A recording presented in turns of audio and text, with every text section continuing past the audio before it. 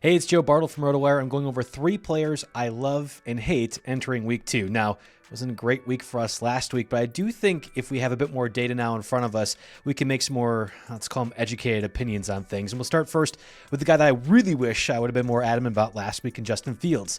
I drafted him just about everywhere in best ball. I have a bunch of different redraft shares, but I always partner Justin Fields with Trevor Lawrence or Justin Herbert. And in reality, Justin Fields is probably a guy moving forward that I'm going to have in my lineup every single week. And this week especially, I think is going to be very interesting for fantasy because you look at that Bills matchup and say, yeah, I mean, this is conventionally presumed to be a good defense.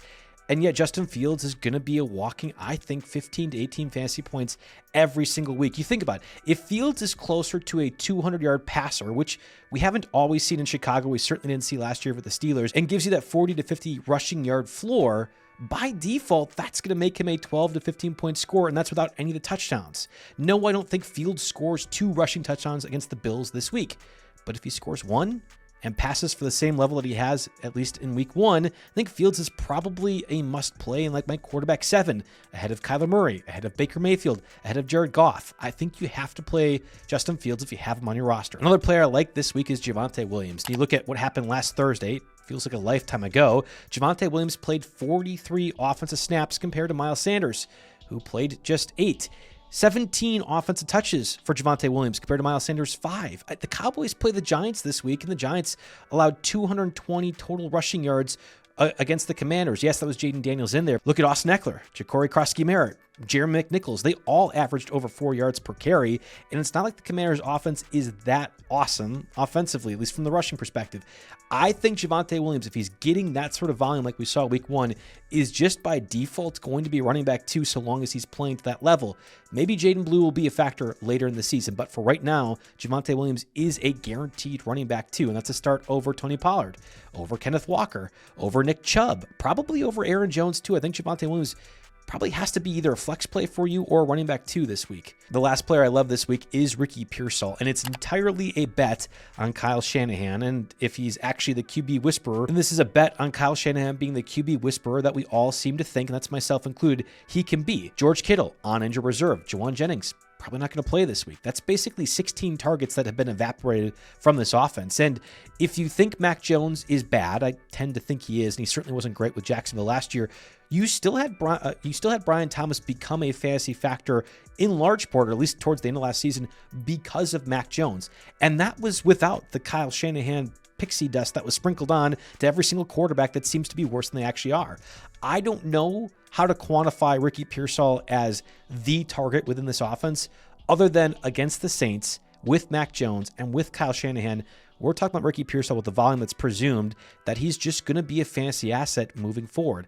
If this is a week-to-week thing, fine. But this week, you need to play Ricky Pearsall. Probably over Roma Dunze, certainly over Jaylen Waddle. I'd play Ricky Pearsall over Travis Hunter and George Pickens as well, too. Hey, just a reminder, you can go ahead and download the RotoWire app. Go ahead and check out all of our tools. We have all the waiver wire pickup information out there. We have start-sit questions that we're answering on the app. And that's also on the RotoWire software itself. So if you go to YouTube 15, gets you 15% off with that code for the RotoWire subscription itself. And it's one of those things that, I mean, if you're not supporting us by the likes and subscriptions on the RotoWire YouTube side of things, at minimum, go ahead and use the service that gets you all the access to not just fantasy football advice, but fantasy basketball if you're preparing for that, as well as the awesome picks and props tools that we have out there and the DFS software that's been really, really good throughout the first initial portions of the season. All right, going to the 3 players I hate this week. And I think hate's probably a strong word, but in the case of the Dolphins, I'm entirely frustrated. Last week, I loved Tua Tagovailoa. Couldn't have been a worse recommendation. And now I'm a little bit gun shy just overall with the Dolphins to the point that I think the stink is too brutal in Miami right now. I think Jaylen Waddle is a tremendous player. I don't know what's going on with the Tyreek Hill status. But right now, I can't really explain why Jaylen Waddle only played 65% of the offensive snaps. Maybe that was a shoulder injury. Maybe it's just that Jaylen Waddle once again is being phased out of the offense inexplicably. By the way, I don't know. I mean, he saw only 5 targets. That was supposed to change. We heard all offseason they need to get Jaylen Waddle more involved. They want to go ahead and have him be a bigger facet of the offense. That didn't happen week 1 in a game script that should have allowed Jaylen Waddle to see a bunch of different targets. It's just disheartening. Waddle is, I think, one of the most explosive players in the NFL, but he can't do that unless he touches the ball.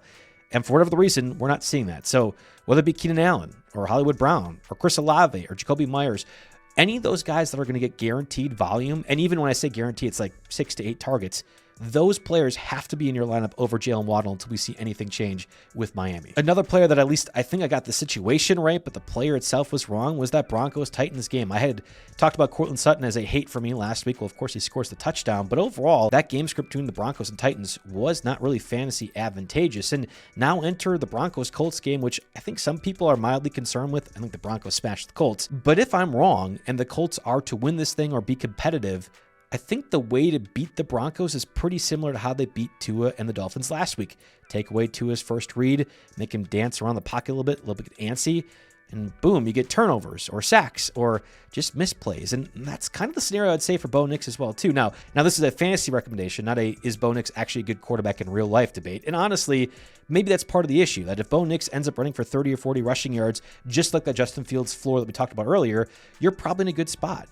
But I think you need to score touchdowns to be in that top 10 quarterback range. And if Bo Nix is not doing that, and also in a game script that probably favors the Colts, or at least taking away that first read that Bo Nix is very successful with, I would rather play a Trevor Lawrence or Drake May or even a Baker Mayfield, all guys that I know will have guaranteed volume in an offense that wants to pass the ball and will be successful doing so. The Broncos could. But if we're saying here's more successful options, more guaranteed options, in the case of Trevor Lawrence, Drake May, and Baker Mayfield, just rather go that direction. The final player that I'm fading this week is Dalton Kincaid. Let's just talk about the facts. He had 4 targets in a game in which 80 points were scored between two teams. Allen threw for nearly 400 yards, and yet Kincaid got just 48 receiving yards. Dawson Knox played 43 snaps compared to Dalton Kincaid's 41. There's a ton of weapons in Buffalo, as we saw week 1 against the Ravens, whether it be James Cook or the 2 or 3 targets that go to Ty Johnson every game, or Josh Palmer, or the emergence of Keon Coleman, or Josh Allen running the football. Why are we presuming that Dalton Kincaid is just a guaranteed top 12 tight end every single week? Is it just because he's young? Just because he's a fun player to say, he was a first-round draft capital? There's no real reason to buy the idea that Dalton Kincaid is any more fantasy viable than a bunch of guys that were on waivers this week. Juwan Johnson or Harold Fannin, or even like an Evan Ingram, who I saw dropped in some places. All those guys have way less competition for scores. Just that Dalton Kincaid ended up scoring week 1 does not mean he'll do that every single week. And if he doesn't, and he's only seeing 4 or 5 targets again, like we saw week 1, I think there are probably a lot better tight end plays. So again, whether it be Harold Fannin, Juwan Johnson, Brenton Strange, Evan Ingram, I think Dalton Kincaid is outside my top 14 tight ends. And there's a bunch other that are probably available on waivers or were just picked up that I'd rather play over Kincaid given the volume that I assume will happen in those games and not for the former first-round pick.